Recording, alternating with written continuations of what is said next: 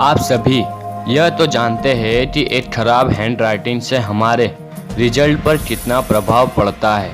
हाँ, ये बात अलग है कि आज का समय डिजिटल राइटिंग का है, लेकिन डिजिटल राइटिंग से पहले हमारी पढ़ाई हमारे द्वारा लिखी जाने वाली हैंडराइटिंग पर होती है, जिसके लिए हमारी हिंदी और इंग्लिश में लिखावट अच्छी होना बहुत ज़रूरी होता है।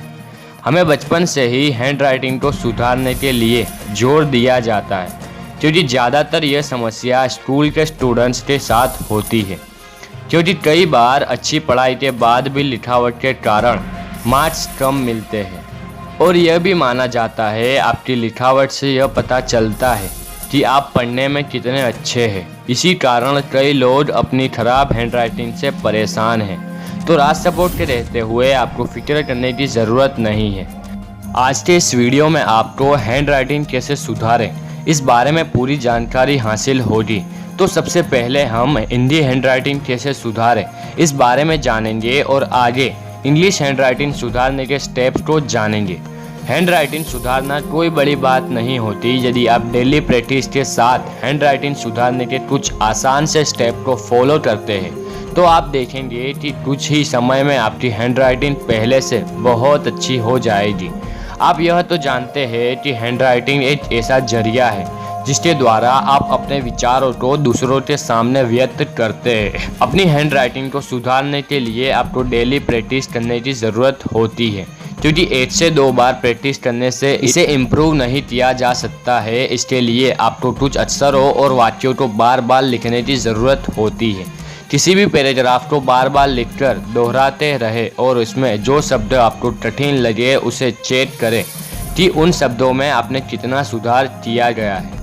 गोल आकार में लिखें। हिंदी की हैंडराइटिंग को सुंदर बनाने के लिए हिंदी के हर अक्षर को गोलाई में लिखने की कोशिश करें, क्योंकि यह तरीका एक सुंदर लिखावट के लिए सबसे अच्छा होता है। इससे आपकी लिखावट एक जैसी और सुंदर दिखाई देगी। कुछ गोलाई वाले अक्षर जैसे ट, थ, स ऐसे शब्दों को लिखते समय उनकी बनावट का ध्यान रखें कि उन शब्दों को किस तरह से लिखना है। आप खुद ही पाएंगे कि गोल अक्षर वाले शब्द ज़्यादा सुंदर दिखाई देते हैं। शब्दों को खड़ी लाइन में लिखने की कोशिश करें। कुछ ऐसे शब्द होते हैं जो सीधी लाइन में ही सुंदर लगते हैं, जैसे य, अ, म, न, भ आदि शब्दों को लिखने के लिए सीधी लाइन खींचना ज़रूरी होता है।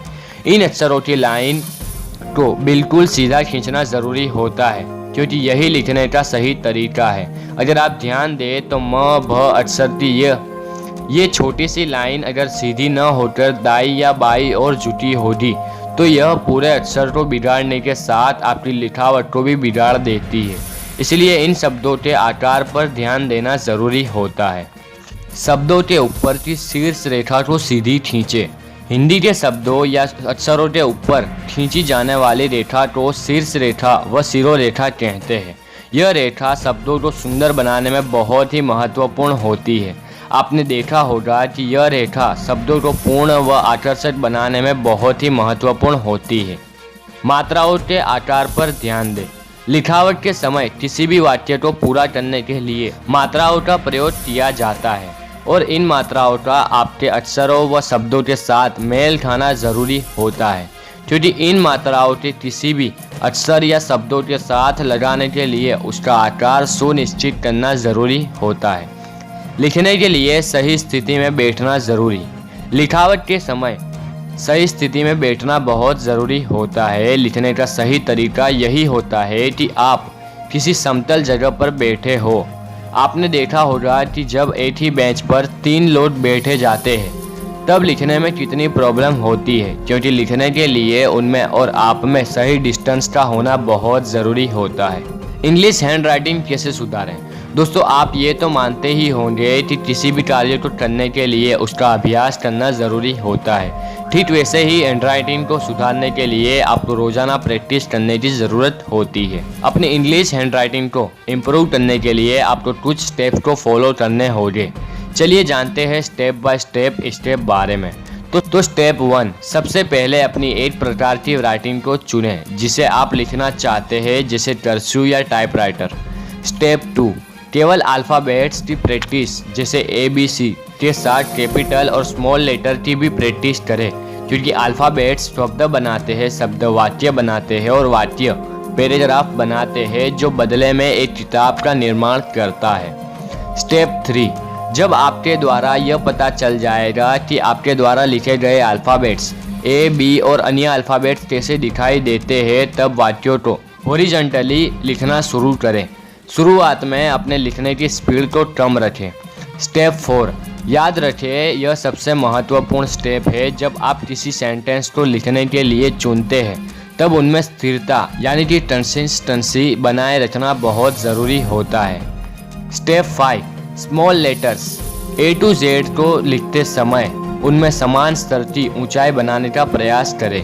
स्टेप 6, एक पंक्ति में 5 से 7 शब्दों को लिखने का प्रयास करें ताकि सभी वर्ड्स के लिए स्पेस एक समान रहे। स्टेप 7, जब तक आप अपनी गलतियों को सुधार न ले तब तक प्रैक्टिस करते रहें, क्योंकि प्रैक्टिस ही एक ऐसी चीज़ है जो आपकी लिखावट को इम्प्रूव करने में आपकी हेल्प करती है। तो दोस्तों, हैंड राइटिंग सुधारने का तरीका आपको कैसा लगा कमेंट में ज़रूर बताइएगा, और आशा करते हैं कि आपको इंग्लिश लिखावट कैसे सुधारे की जानकारी के बारे में सब कुछ अच्छे से समझ में आया होगा। अगर आपको ये जानकारी पसंद आई हो तो हमारे वीडियो को ज़रूर लाइक करें और चैनल को सब्सक्राइब करना ना भूलें। धन्यवाद।